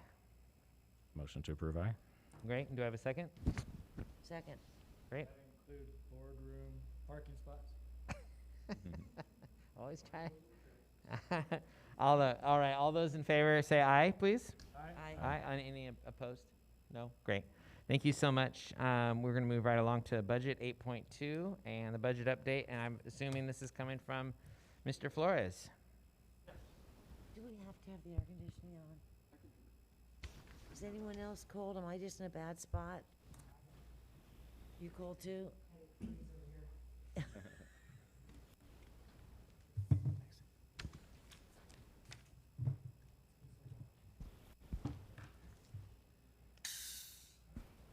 Okay.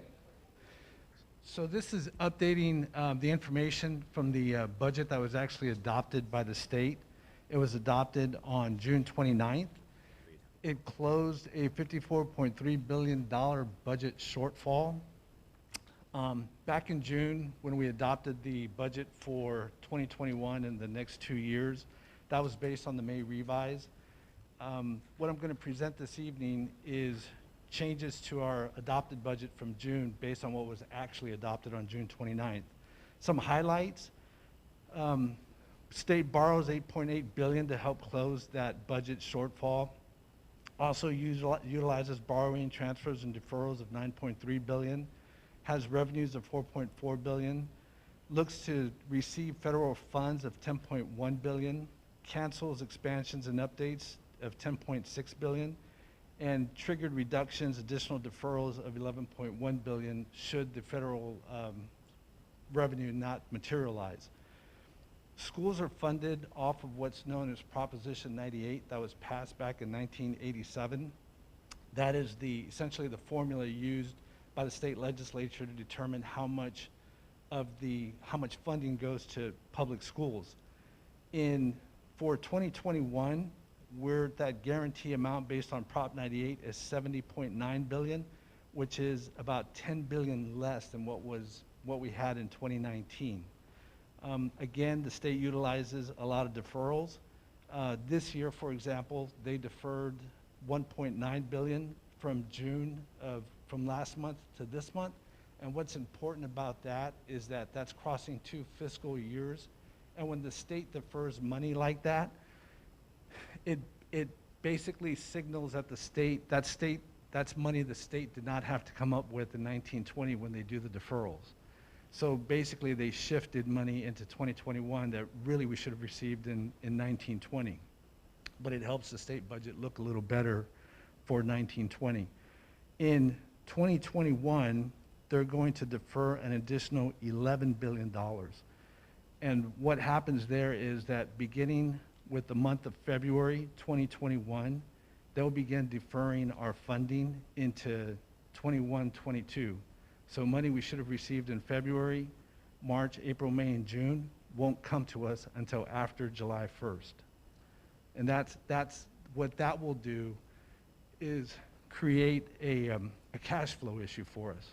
We should be receiving that money. We're going to have to create a receivable, but we won't have the actual cash in hand till the following year. If you remember, back in June, we adopted what's called the a tax revenue anticipation note. We will certainly have to utilize that as we go into 2021, especially once we hit February, to help gap that cash shortfall. On the next page, the second page, what I did was I put together some couple of tables. The big changes to our budget now with what was adopted, we're still not going to receive a COLA, but we're also not going to receive a deficit. So in June, we adopted a budget that had a 10.2% deficit from 1920, so we were actually losing dollars. What the legislature actually adopted was a flat budget. We're not going to get more money, but we're not going to get less money. So we're going to get the same exact amount of funding that we got in 1920. The other thing that they've done is done a hold harmless on the ADA. Right now, even if our ADA grows, and we did have some projected growth, we won't get funded on that additional growth. We will still get funded at the same ADA amount that we had back in 1920, which was about 4,000 ADA. So what I did was I took our multi-year projection and I used 4,000 ADA for the next 3 years, 2021 into 22-23, and kept the funding level flat for each one of those years. And the table on page 2, and I highlighted, I've got some highlights there that you can see. That first set of columns where it's unrestricted, restricted, up above it states, it shows state adopted budget for 6/29/20. So that is the budget now as it looks with those updates of 4,000 ADA and flat funding. Right below that, it shows what we actually adopted back in June based on the May revise and the ending balances. And beneath that, you can see the change in balance based on what was actually adopted. So if you look at 2021, our revenue grows by 2.7. Over to 21-22, we would get an additional 2.8. And if all of that revenue fell to the bottom, our ending balance for 21-22 would grow by 5.6. 22-23, 1.9, which would take us to 7.6 billion there. So, or 7.6 million. Sorry about that, getting ahead of myself. And then the next column just shows what unrestricted is, and that's the one we really focus, and the numbers for the most part are still the same. But you can see at 22-23, where we're ending balance is a negative 886,000. In 22-23, and this will make more sense on the next page, but really we're looking at a budget shortfall of about 3.4 million in 22-23 because we still have to meet our economic uncertainty. So if you flip the page, this is our multi-year, what you're used to seeing. And again, the only thing that's changed in this projection is just the revenue. The expenses all remain the same. But what I highlighted was that ending balance. And you can see where there's unrestricted, restricted, and then combined of 8.7 million in 2021. Over for 21-22, it's a combined balance of 5 million. And then for 22-23, it is a negative 10,000. But if you look down below where we've got our economic uncertainty, as well as Fund 16, of which we can't use because that is money, that's where we keep our foundation dollars, monies that we allocate out as scholarships. So we can't use that for general fund expenditure. But really the shortfall we're looking at out in 22-23 is that 3.4 million. Now, we're starting to close our books. I'm anticipating that our ending balance will grow for 19-20 from what we had actually projected back in June. I think we'll see a little more, which will certainly help mitigate that 3.4 million. But should nothing change, should the funding stay flat, should the ADA stay flat, I think we can certainly make plans to cover that 3.4 between now and 22, 23. But again, there's a lot of variables that we don't have any control over. I don't know if we'll see growth and the state will still keep a hold harmless into those future years. Whether we'll actually see deficits in the COLA rather than being held flat, if that'll go negative. Those are things we're just still gonna have to wait and see how that materializes as we go forward. But just with what we know now, only making changes to the revenue, keeping expenses the same, this is how our ending balances would change. Questions? Thoroughly confused? I had some questions this week, David, from people wondering, oh, did you hear that the president might withhold federal funding from schools? And I just kind of laughed. I said, I don't think it'll make much difference. I didn't have the figures on the top of my head, but looking at our budget, Right. federal money is so small in our state. It is. I think our federal funding is probably around 8–10% of our total revenue, so we don't get a lot of federal funding. But I think what they're talking about is stimulus money. And that again, like back in 07, 08, where the federal government had ARA money that they were putting out to the school districts, state, across the country to help them gap those budget shortfalls. I think that's what we're talking about. But what I was thinking was, okay, so we've heard that from the federal side, maybe they tie school openings to that funding, but what happens if a governor shuts down a school? I don't know how that works, but that's, I think, what they're talking about with those federal funds. Right, what they're talking about, and we saw this in our last crisis, is that's money that will go to the state. And then the state will distribute it how they see fit, but in theory, it would then come to the district level. Right, just depends on what that allocation formula would be.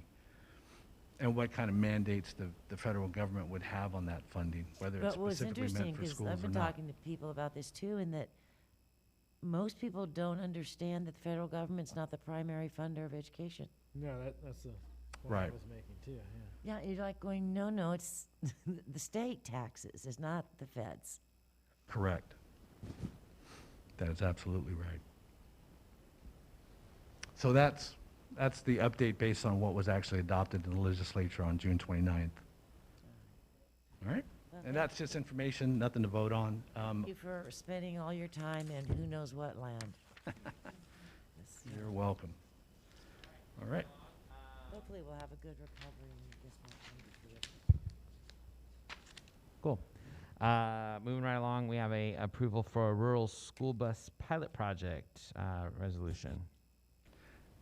Yes, we were notified that we had been approved for a grant that allows us to purchase an electric bus, again, for emissions control.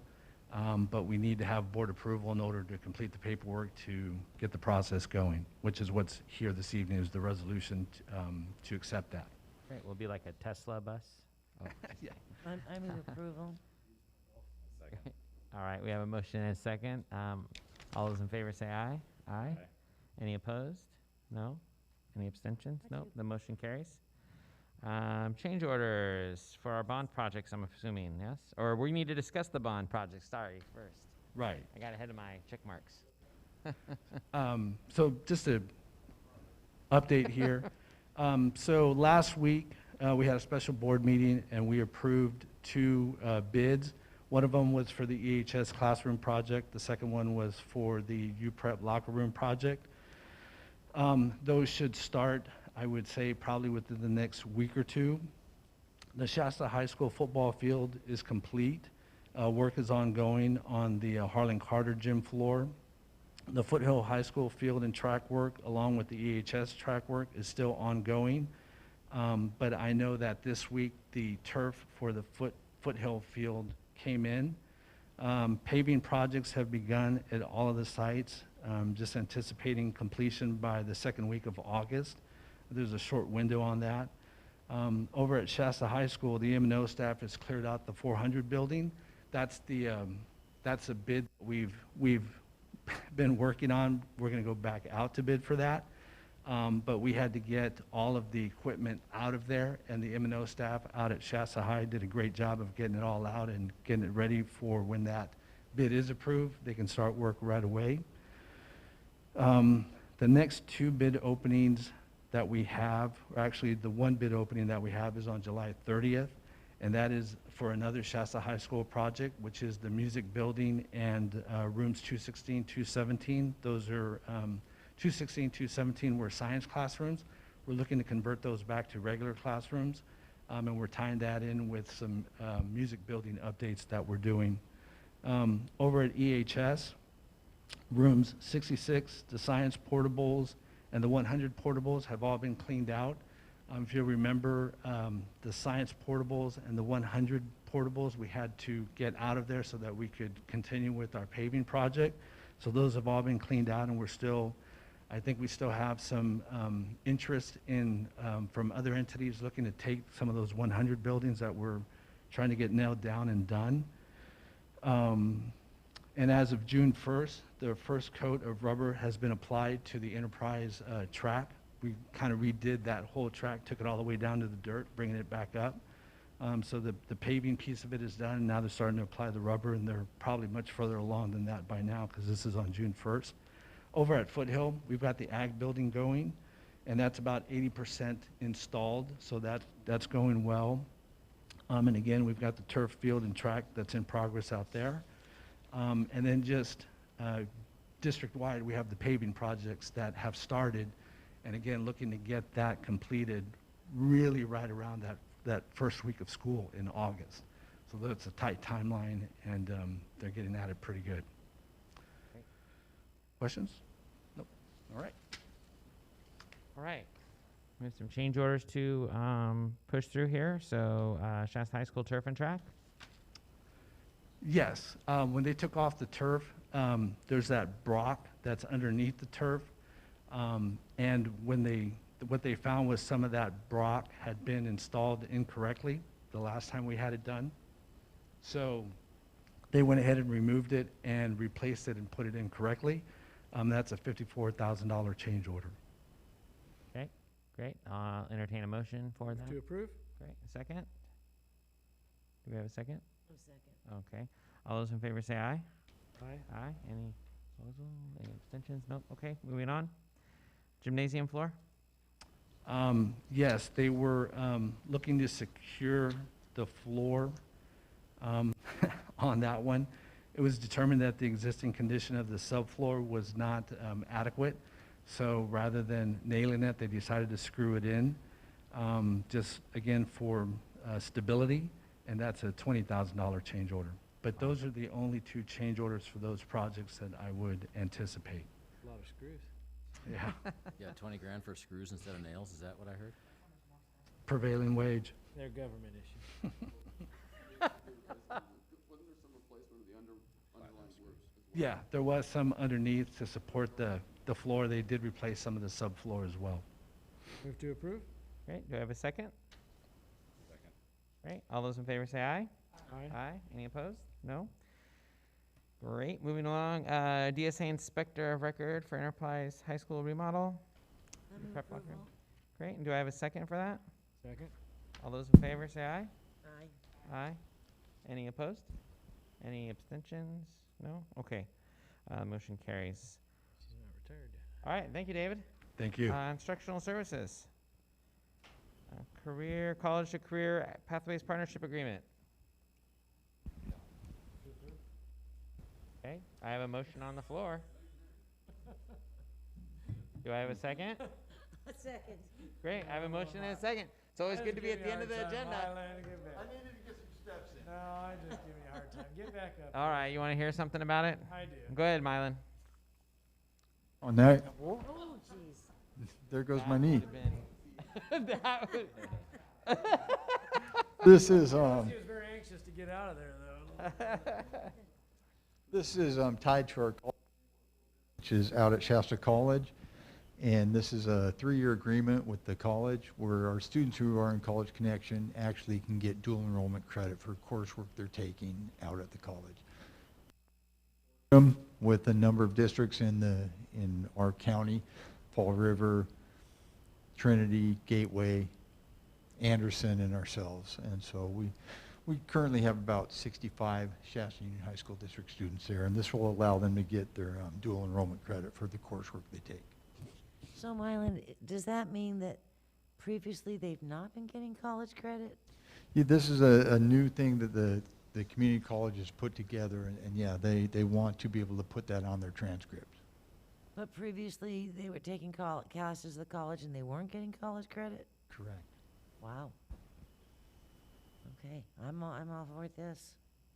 Okay, Once again, I'll move to approve. great. We have a motion and a second on the floor. We just need a vote. All those in favor say aye. Aye. Aye. Any opposed? No? Great. We're moving right along. Human Resources, Mr. Rubin. Good evening. The first thing is a declaration of need, which is an annual submission form that we submit to California Commission on Teacher Credentialing. It's a precautionary thing, but we do in case we need to employ or re-employ somebody who needs an emergency CLAD or a limited assignment permit. This time we're not anticipating anybody, hiring that we need to do that, but we need to have this on file just in case we need to hire somebody for an emergency permit. This is Great. a standard. This I did is hear a some- motion from, Yeah, this is a standard that we do every year. I did move hear a approval. motion from That's it. Connie. Do I have a second? Second. All right, all those in favor say aye. Aye. Aye. Any opposed? No. Moving right along. Job Okay. description for vending production leader. Yes, this is a new job description that we're looking at. We had a retirement in food service, and we're looking right now to, with the vacancy, restructure the food service department to meet the needs and make it a little bit more efficient. Currently, we have vending machines in all of our, at all of our campuses. Some are dedicated to serving single meals to students, and some are snacks and drinks. This person would be a dedicated person that would service those, make sure they're stocked, nothing's expired. We don't have that currently, and with as many machines as we have now, Mr. Schaefer feels, and so does Mr. Flores, that we definitely need this position. Great. I'll entertain a motion. Great. Do I have a second? Second. All right, all those in favor say aye. Aye. Aye. And nobody's opposed. Everybody said aye. All right, moving right along. So now we'll adjourn into our closed session. And Jim, I'm assuming the live stream will end and we'll basically close the doors and move forward or whatever we're doing. Okay, great.